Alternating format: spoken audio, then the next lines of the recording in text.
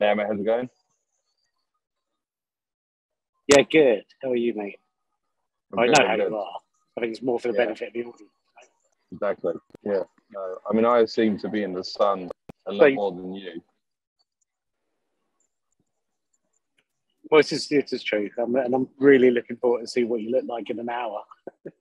I know, yeah, I might have a nice shade here, It's actually. going to be, I don't, let's be honest you're going to and be say, bright red. yeah, I don't think we're going to be doing I don't think we're going to be doing the growth show for an hour. To be honest with you. But look, guys, we'll just give you a kind of snapshot of where we are at the moment. So I've got mine up over there. We're currently in kind of downtown Austin for South by Southwest. Amit's got his lanyard wearing his colours of pride. I've got my one under here as well. Pride is a word that I definitely use in Austin. It seems to be quite Yeah. popular. So yeah, so we're gonna give this a shot today, guys. We thought it'd be quite cool to do the show kind of on set, almost live from South by Southwest. Which I think, Andrew, we've been here now for what, 5 days now. Yep. It's been just absolutely phenomenal, right? Yeah, kind of revolutionary, groundbreaking, or whatever. I mean, obviously, it's slotted in nicely too. For those of you that are kind of in Dubai, we held an event mainly around the kind of metaverse, and that kind of teed us up nicely to Yeah, kind of being in town. But I almost feel like that was so embryonic, that what we ran through, and obviously, everyone was highly appreciative of some of the things that we spoke about, NFTs and metaverse and Web 3.0. But I think these last few days have just been a ridiculous eye opener. yeah, absolutely. So, guys, just kind of bear with us today. We're obviously on a public Wi-Fi and we've got a bit of background noise, so hopefully you can hear us both clearly. Andrew, you're absolutely right. I think and it's interesting. I was in a session. I was in a session a couple of days ago where the innovation lead at Estee Lauder was basically saying that she's met 40 companies to talk about the metaverse, the opportunities, and things like that. And she says sometimes there'd be like maybe a one week gap between meeting the same company, and things had already changed.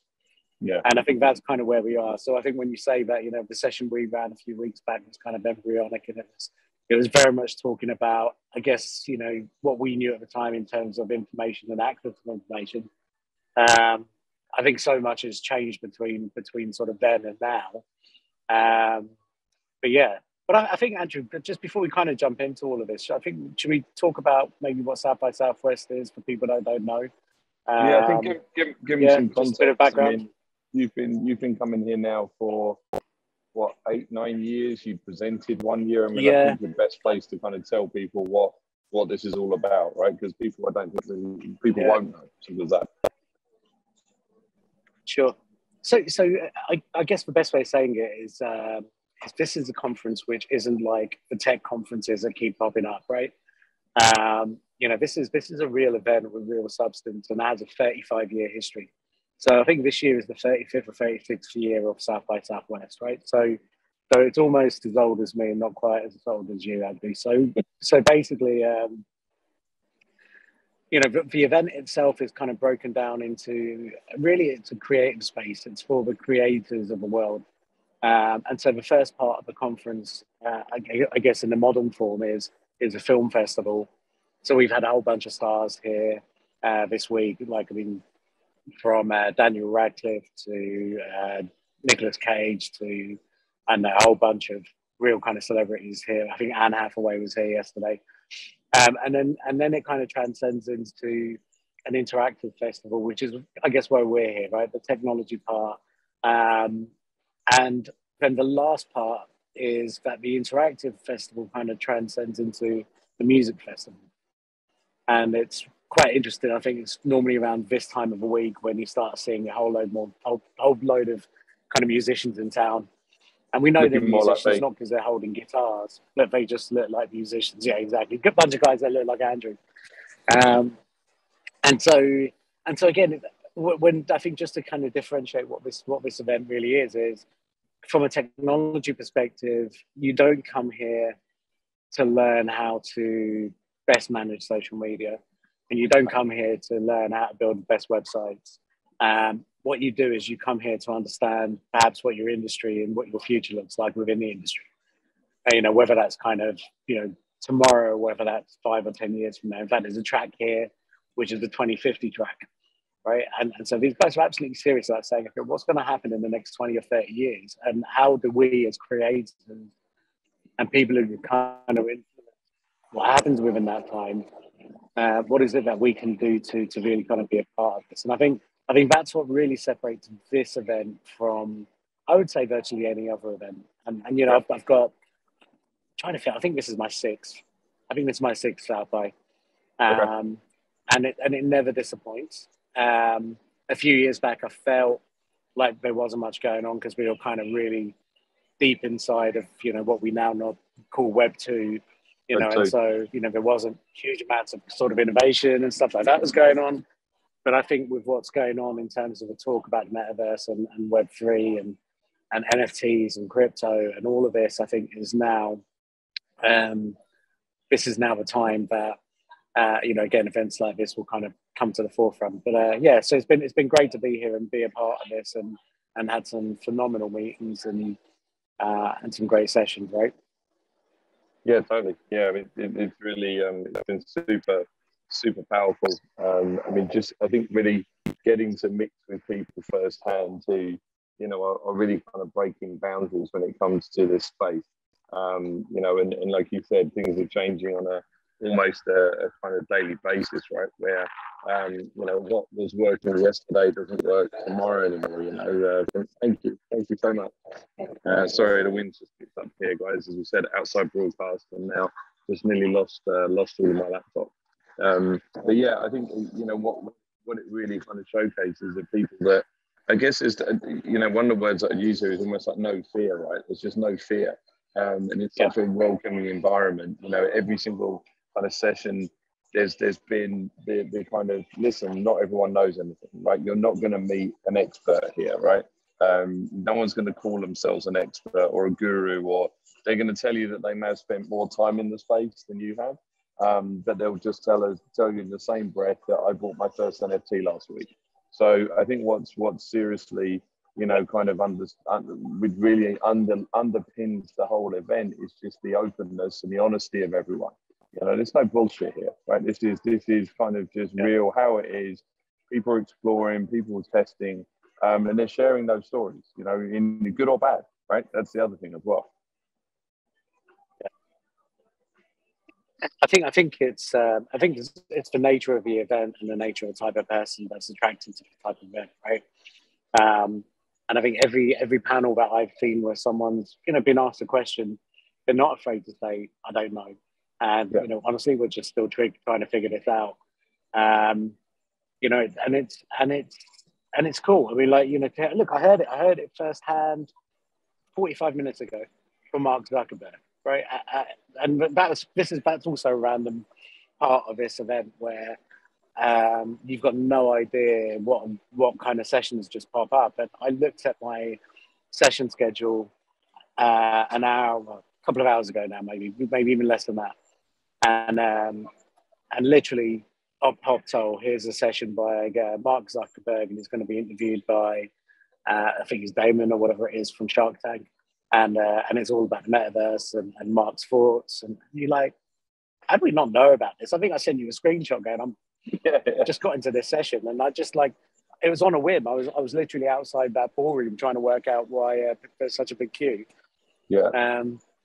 And then literally got on the end of the queue and then tried to figure out what it was. And then it was basically Mark Zuckerberg's session. And it's interesting because I think that's you know, again, he was talking, and we'll go into, I think, some session specifics because I think that'll be quite interesting for people to hear. Exactly, you know, obviously they've just rebranded from Facebook to Meta, and there's a whole host of change and a whole lot of change that's going on inside of his company. Me and you've got new toys on the back of it, right? So my internet seems flaking a little bit. Yeah, did you hear me? So yeah, I was going to say, me and you've got a new set of toys on the back of what Facebook or Meta are doing. So we're going to be showing off our sort of Oculus Quest 2s. I'm planning to show it off tomorrow on the airplane, and try and watch the next Netflix movies directly from that instead of my iPad. So already I'm thinking about retiring my iPad. But yeah, you know, like So look, I mean, it's fascinating because again, he's saying. No, I was going to say, crack on and tell us where he's. I mean, he's put a lot on the table, put 10 billion, essentially jeopardized the valuation of the company, changed the name of the company. I mean, he's betting big on Meta. So what were some of the kind of nuggets? Because this is first-hand knowledge. You and I have you've just finished that session, so I don't know. So yeah, we've not even spoken about this. Pulled out? Yeah. So the interesting part of this is he's like, look, we changed the name. We've done this. We've gone for this approach because he goes, Mike, his experience is that if you bet big on something, you're likely to see results quicker, right? So, and he's like, this is us betting big, right? So we're basically, you know, putting a lot of money behind this, changing the name of the company. We need everyone in the organization to think metaverse. And so, you know, this is us now, really. And he said it won't take long for us to understand whether this is going to work or not. You know, is this going to be an epic failure or is it going to be a massive success? He goes, I think it'll be a massive success, but we don't know. And again, a couple of things he was saying, but there's still so much to work out. He goes, the technology is very much there. But what isn't there is how you kind of bring that technology together to create something, you know, as big and as powerful as this. And obviously he was talking a lot about Horizon, which is Meta's metaverse. You know, which you can access through the Oculus at the moment, the Quest 2 devices. And he's saying people are going in there and building some really kind of interesting stuff at the moment. But, you know, there's just, again, a lot to figure out. And he's talking about things like the rate of transition in the metaverse, you know, so if you're in this virtual space, and again, he didn't want to go into the game side of it. I think he was asked very much about the gaming side of it, but didn't really want to go into it. He said this is all about sort of that social place, right? The workspace where you can work, where you can play, and where you can just hang out with your friends, right? And I felt, you know, there was a lot of validity in what he was saying. He never gets rounds of applause like anyone else would, right? Because people just don't like him, I think, within the space. But you could tell people were kind of nodding away and saying, okay, what you're saying makes a lot of sense. You know, it's a fair play to him for kind of, you know, standing up and saying that. No, it's impressive. I think, like, talking about that practical application, it was quite interesting. The session that I just finished up in, it was specifically like gaming and where it sits in that metaverse space.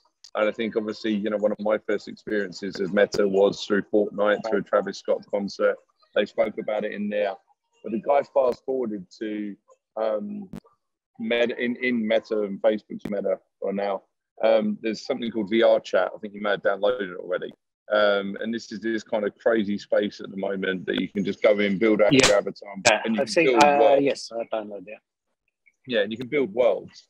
And what he was saying is that the new Batman movie that we, you know, I haven't seen yet, but I think we've all seen the trailer at least. And the car chase scene where you see kind of Penguin flipping over and looking out of the window, what the director and the head of videography did is they built that chase scene in VR chat.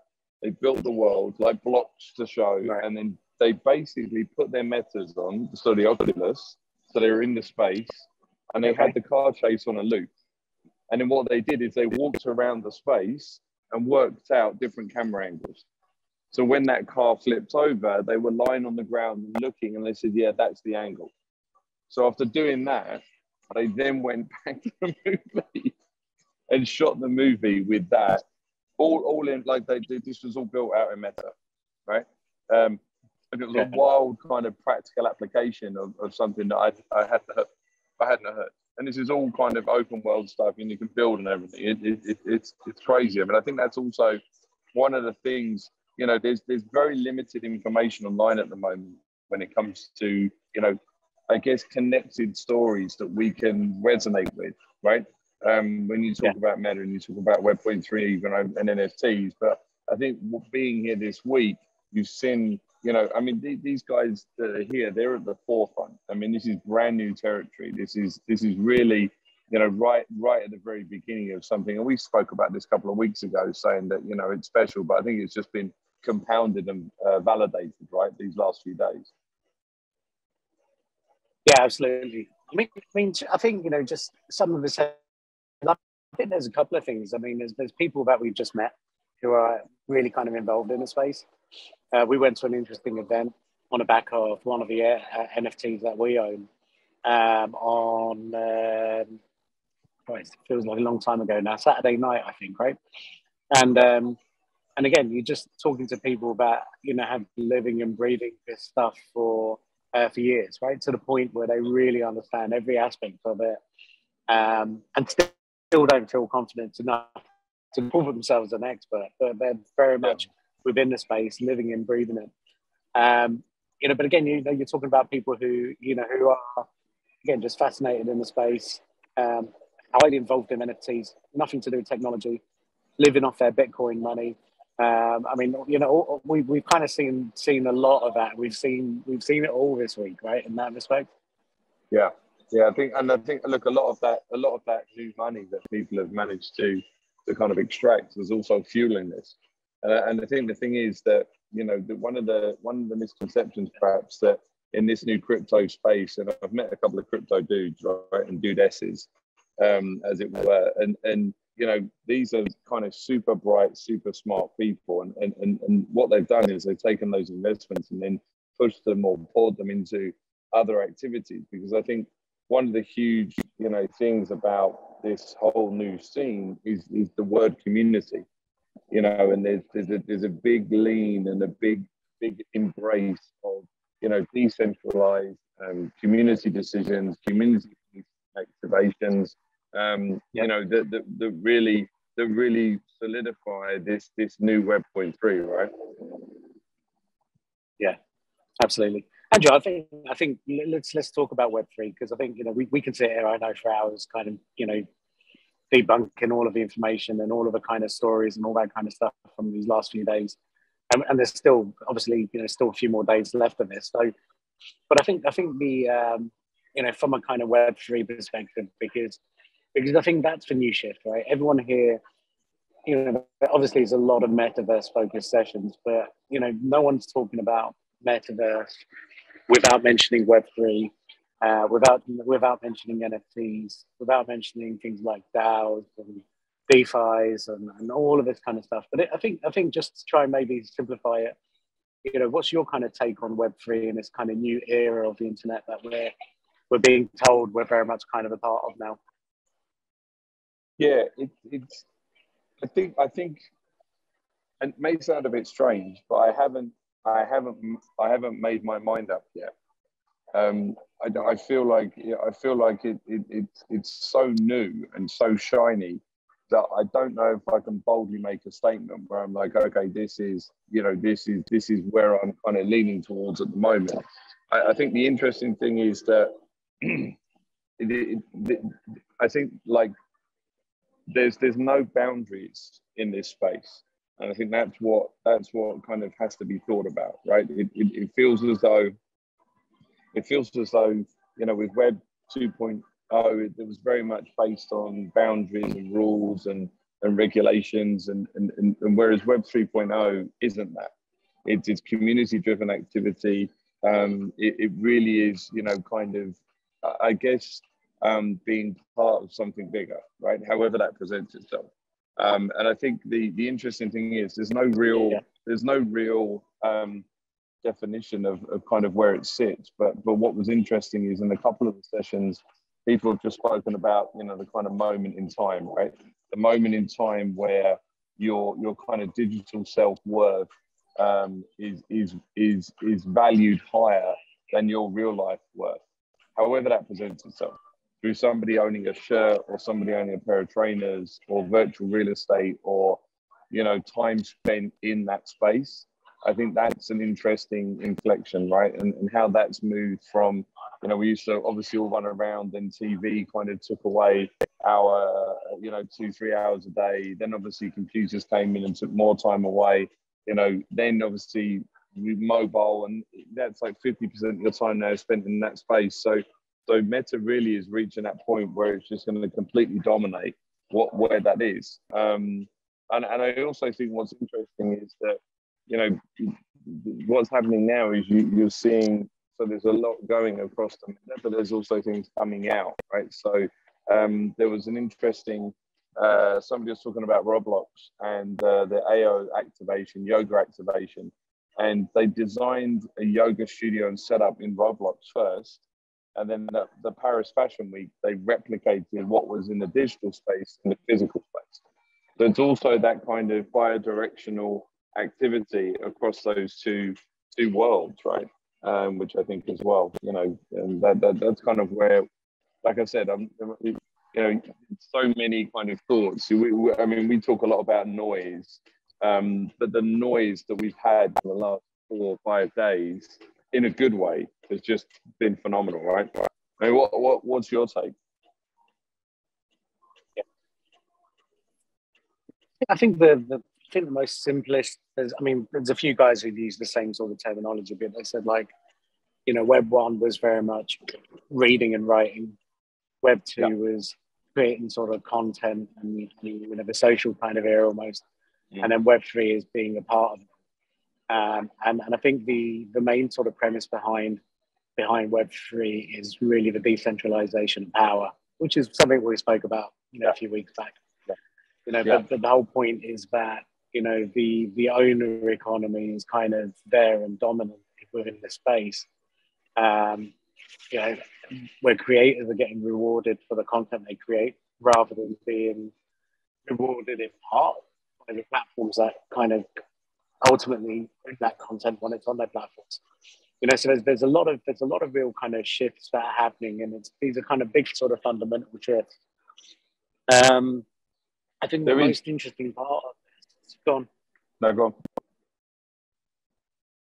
I was going to say the most interesting part of it for me is really then how all of this intersects with NFTs, the communities that are now a huge part of the NFTs, decentralized organizations that are now being formed on a whim, which are giving people enormous rights, you know, bigger rights than what they've ever had previously in a more kind of secure environment. And it's all kind of, you know, stored on the big ledger, right? The blockchain. So it's kind of, you know, there's just so much kind of happening here, and all of this is sort of very intrinsically linked. And I think from that perspective, you know, this is what makes this exciting, because, you know, the typical kind of limitations that you would have, you know, if you wanted to start a project, if you wanted to go and own something, if you wanted to create something, you know, those limitations are seemingly kind of removed. You know, in theory, the limitations I think are still there at the moment because the user experience to do some of these things just isn't friendly, right? Yeah. But the point is, you know, like, if you wanted to really kind of get your head around all of this stuff and see how it kind of impacts your business or your industry, you will find a use case very quickly. I don't think it's, I mean, we sat there, I think, having a drink a couple of nights back, and we were like, we could do this, we could do this, we could do this, we could do. I mean, it took 5 minutes to come up with maybe 20 ideas, right? Yeah. And this is what this is. You know, it's kind of uncharted territory in many ways. The opportunities are huge, you know. But at the moment, it's still a bet, right? I think, you know, the point is all the logic and everything that, you know, all the fundamentals behind this just make you think, no, this isn't just a bet. You know, it may be speculative in some respects, but it's not a bet. This is something that is very, very much here now and will happen very quickly. And I think that pace of change is also the one thing, right? Everyone's spoken about. Everyone said this isn't going to take 15 years to evolve like what social media did. This is going to happen in the next few years, right? Mm-hmm. Yeah, totally. Yeah, I mean, I think the thing is that what's interesting is, you know, the fact is that we probably, you know, pre kind of South by were exposed to, you know, the kind of entertainment gaming element associated to Web 3.0. And obviously, you know, I think what's opened our eyes is really, I mean, at the end of the day, we are talking a technology. We're talking about that blockchain. We're talking about that digital asset, individualized, space. I mean, interestingly, for obviously, our audience on the Growth Show, from a business perspective, one of the sessions I went to was talking about essentially, metadata that's being collected on you, because obviously everything that you do through the kind of wallet is essentially kind of being tracked. And as much as you think you're collecting certain elements of data now out there in the advertising space with NFT and as a kind of technology, not as a kind of product and an infrastructure, it has the capability of counting insane amounts of data about you and kind of keeping that in. So I think the great thing is as well is that it's just a lot of questions are being asked, right? What if? How do we do this? How does this happen? And there's a buzz and excitement around that, right? And it's not hype. I think some of it is hype, obviously, but there's also a practical experience. I mean, that can be implemented, right?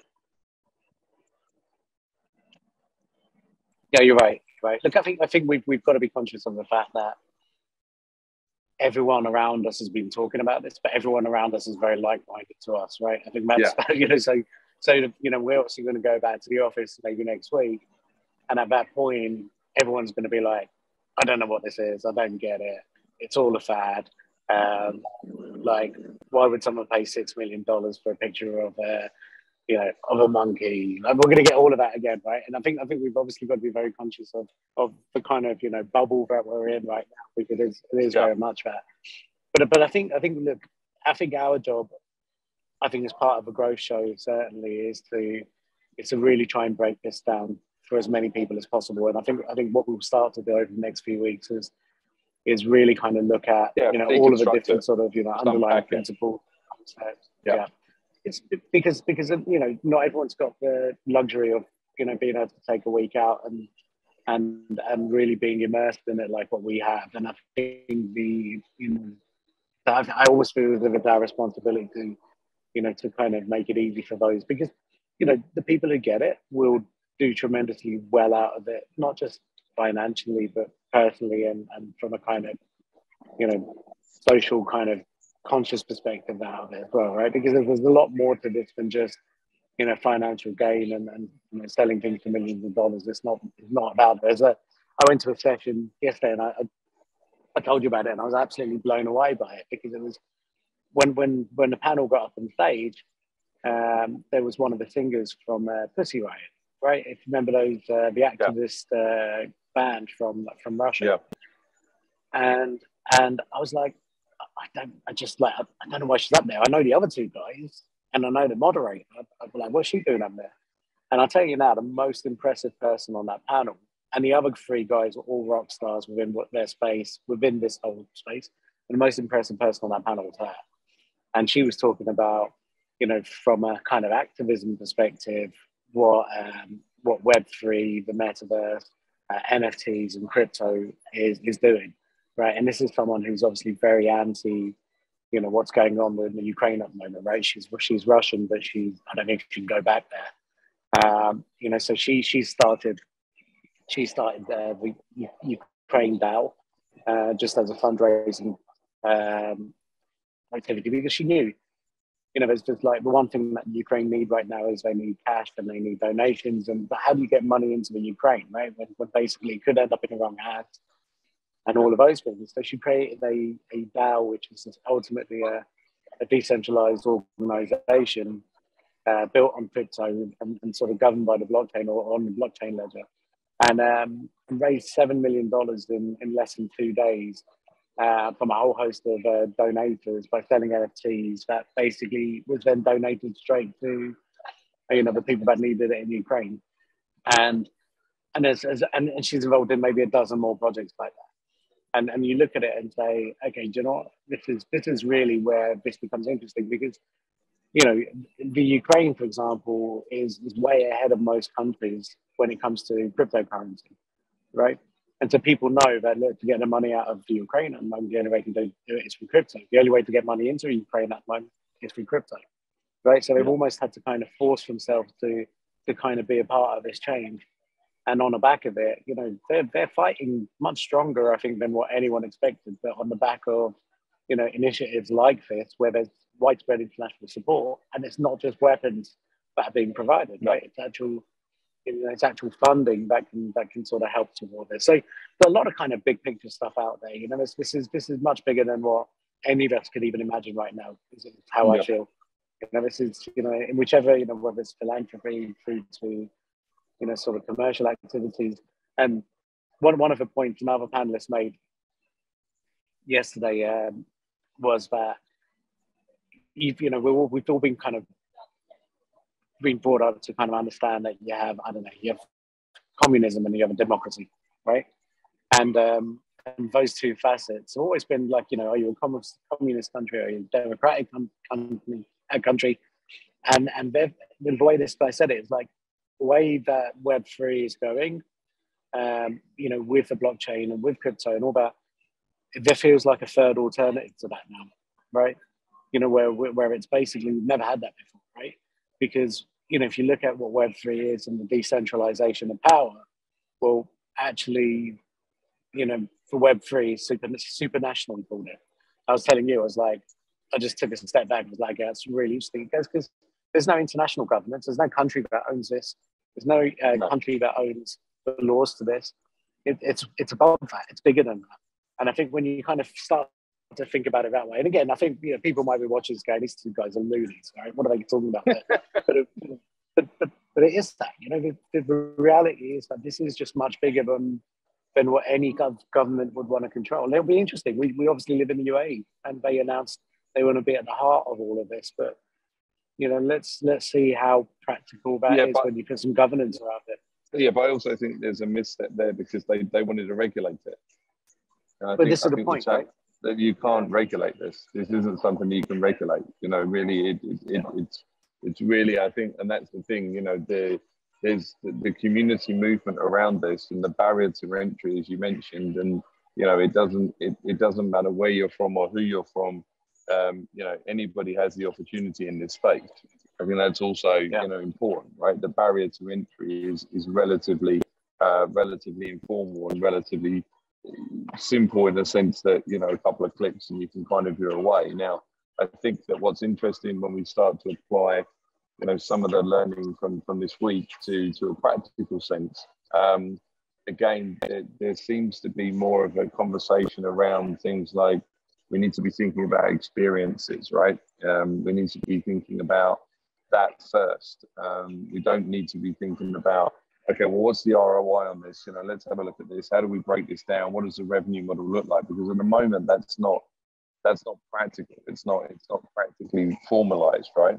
You know, and I think that's going to be a challenge for some of those brands. And I almost feel like if we can relate it back to that kind of Web 1.0 and 1.2, you know, the brands and the companies that decided to build out a website, you know, as soon as you go to them and say, listen, you need a website, we need to get your information out there, we need people to find you, you know, are the ones that are successful.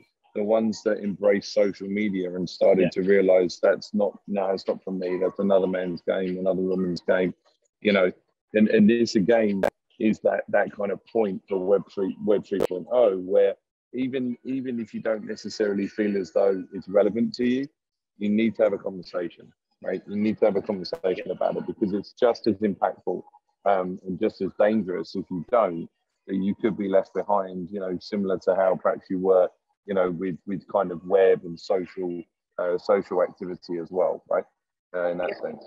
I think the interesting part of this is, you know, when you, no, you're totally right. And I think there's a couple of things here. You know, why is it that Google, Facebook, you know, I mean, every major tech company, why is it that it's putting so much money into that, right? Apple, you know, right? Why is it? Because they know that if they don't, they're going to be left behind. And you're talking about companies that have existed for a while, who have really been dominant in the space, but they also realize that they're kind of Web 2 technologies, but in some cases even Web 1, right? And if this whole new world is going to exist, then are they going to be a part of the conversation? I was in a session with, it's basically one of the key VP at Samsung in the US.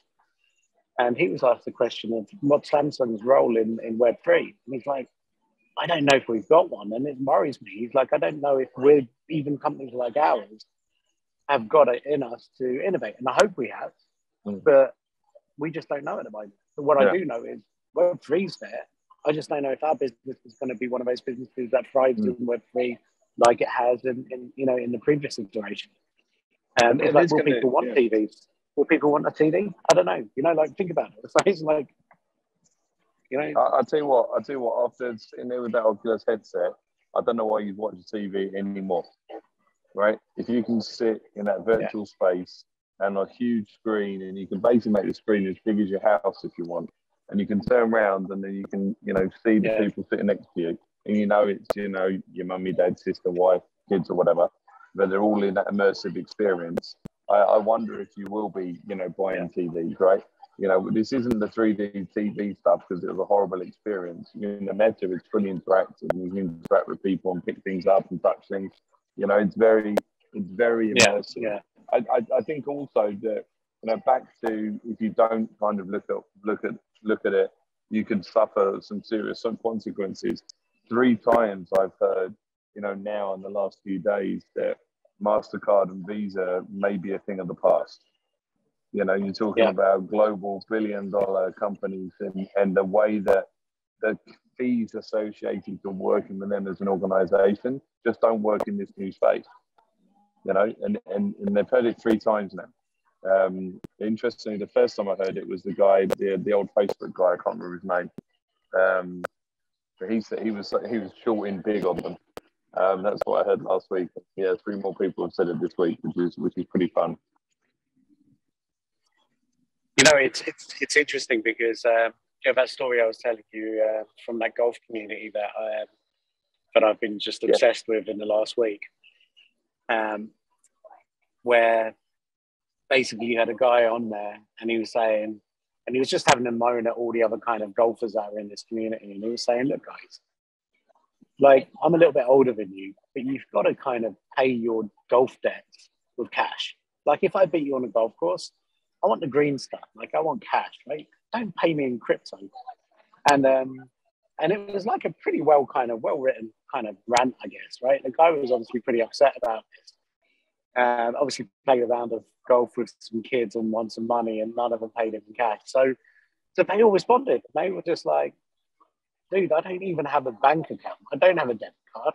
I operate in crypto, and I have a wallet, and I'll transfer money to your wallet, or I'll use Venmo or something like that. But don't expect cash, because like, none of us carry that stuff around with us, right? But again, none of them were saying, hey, that people say, I don't have a debit card, I don't have a credit card, I don't work with banks, my money's not in that space. So I'm with you on this. Like, it's really interesting to see how they transition. And also, like, these guys, they're pretending to create their own cryptos. Or not pretending, but they're in that space, but actually they're not. They haven't figured it out. They're kind of, so it'll be interesting. Yeah, I think it was one of the sessions I saw this morning was, how like kind of that evolution of money effectively, right? From kind of those first initial coins to then banks to then checks to then, Visa and MasterCard. And like you said, at the moment, that kind of, once you've got that wallet in place, you're kind of good to go. I think what's interesting is that similarly to when we look at that kind of early adoption for web and social, I think there's a couple of things that, from a consumer perspective and then from a brand perspective in the company, it's all about barrier to entry, right? And I think at the moment that's a bit that kind of a lot of brands are trying to figure out. So how do we make this accessible? How do we make it easy for people? Because it's not easy, right, to kind of jump into this space.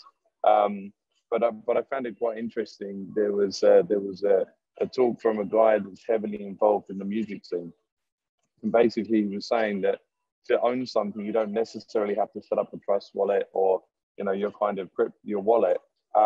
You could just have an email that says you own something, right? And then once you want to transfer ownership, at that point you have to kind of set it up. So the technology of that blockchain still allows for simplistic activity, until the point where a transaction has to happen, right? So I think, at the moment it is, we've probably done it ourselves a bit today, so I apologize for us gushing a bit, but we've done a bit, it is a bit fanboy and girl at the moment when it comes to this space. And like you say, you're kind of deep into it, or, you're kind of like scratching your head going, what's going on? But I think the thing is that now there's such a spike, in kind of interest, right? And that's it. I was speaking to someone the other night, and they were like, I've been in this kind of space for like 10 years, and we saw that session with the head of the technology CTO for Dell, and the guy was saying, we're talking about this 5 years ago, right? What's the big difference? And it's like, well, COVID has basically, digitally transformed every organization, every company, just to move faster. And now the technology's in place, ready, and kind of, good to go on this space, right? Yeah, exactly. No, I think there's I think the challenge with doing these live shows, Andrew, is people will either laugh at us in 5 years' time, or be like, wow, these guys were really ahead of the curve. So I'm hoping it's the latter.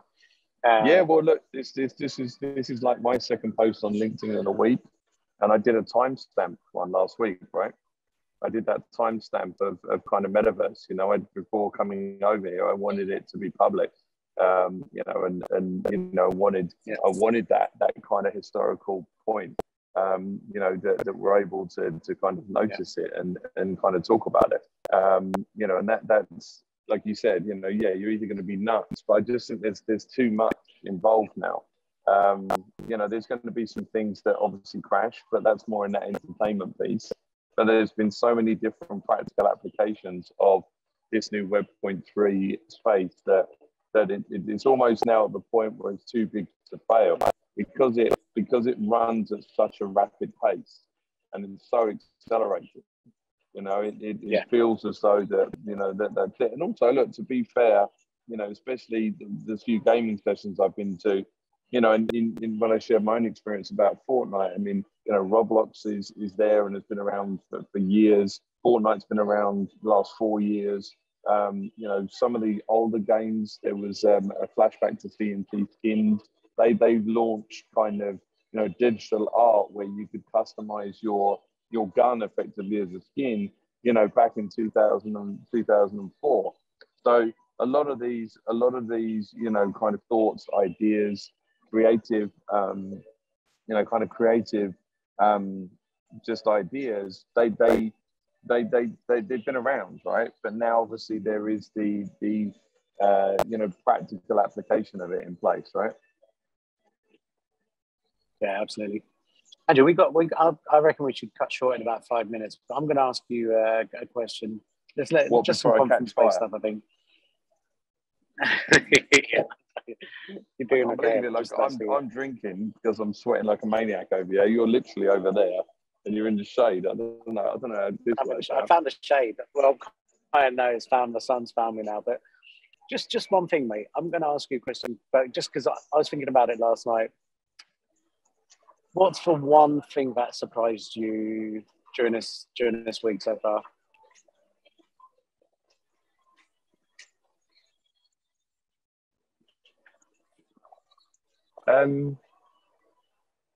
I'd say the one thing that surprised me is that the kind of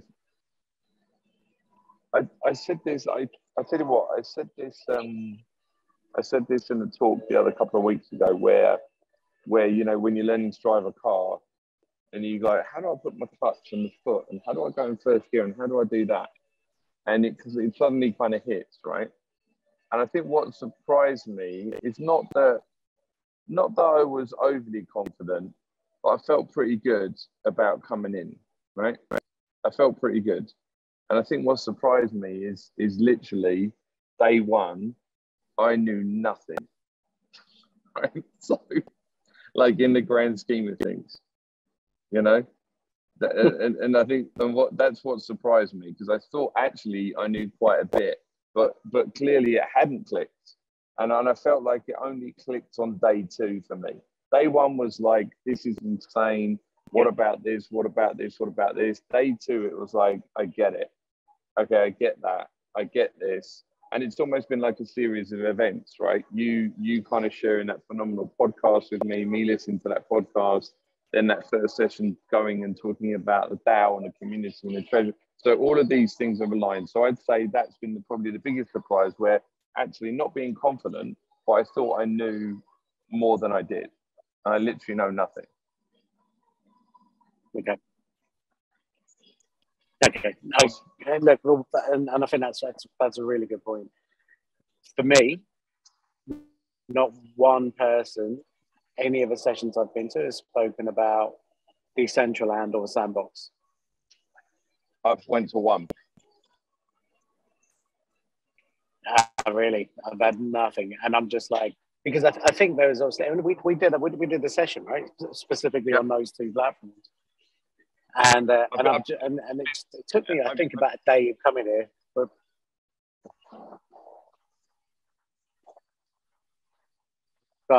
were you going to say something? I was going to say, it took me a day to realise that actually that's a very, very tiny and maybe very insignificant part of it. Right? Whereas I was expecting a lot more about that, given the amount of money that's being spent for people who buy land, things like that. I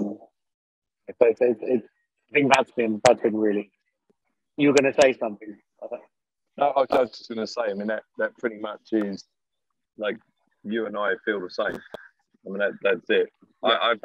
There's been more sessions that have mentioned Roblox. I think just because more brands have practically engaged on those platforms, and Sandbox because of the celebrities associated to it.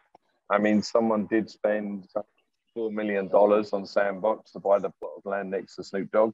But again, I mean, it's still, like you said, it's such a tiny part, and that goes back to like that was a surprise for me. I thought, and like the last piece, I guess, of the puzzle is being able to experience the metaverse and how it's supposed to be experienced, right? So as opposed to running around on your screen, talking to people, I think actually having the immersive experience is like that last piece where, and I almost feel like when I used to think about it, I think, why the hell would anyone want to keep that thing on their head? Like, why would you bother? It's just, it's cumbersome, it's weighty, it's frustrating, you feel sick. But after you're on it, it's you get it. Yeah. I think you're exactly right. I think our internet is struggling. So one last question, Andrew. Been on those scooters to get around the conference? Because there seems to be 1 million scooters in Austin downtown, right? Yeah. So I'm never getting on one of those because you're going to take a video of me. So never ever going to catch you on that. So it took me ages getting out of the Zuckerberg session today, and I was worried that I wasn't going to get back to the hotel in time. So I jumped on one of those scooters, which, by the way, was so seamless from the Uber app. And I'm like, this is how it should be, right? This is mobility. It was awesome. So, so on the actual Uber app, you can just find a scooter, scan it, and then you're good to go.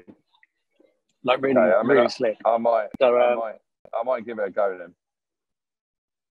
Yeah, maybe do it when I'm not around with my camera ready. Oh yeah, totally. No. We don't want it. We don't want another Central Park story. So. No, exactly. I should NFT that Central Park video, by the way.